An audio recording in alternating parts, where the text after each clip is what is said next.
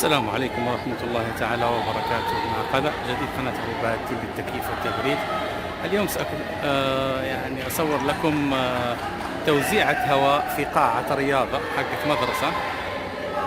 ملاحظ عندنا المكيفات الباكج، وهذه مخارج الهواء.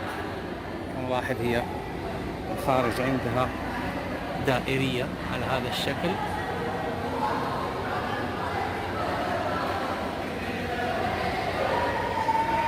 عندنا هذا المكيف، الوحدة الداخلية وتوزيعة الهواء على شكل الضغط، يعني توزيع الهواء. واحد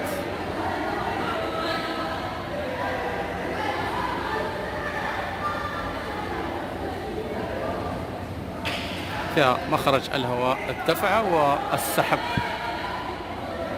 يكون في الوسط هذا خط السحب، والخط الثاني هو خط الدفع في توزيعة الهواء. أو أصور لكم بعدين من تحت عشان تشوفوا التوزيعة كيف. كما لاحظ التوزيعة من تحت.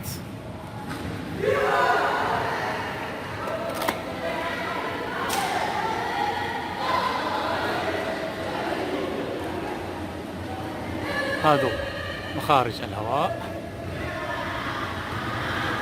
وهذا سحب الهواء الراجع.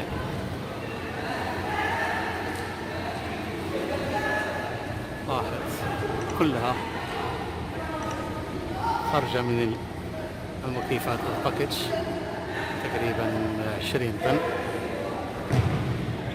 القاعة هذه تقريبا 1 2 3 4 8 مكيفات.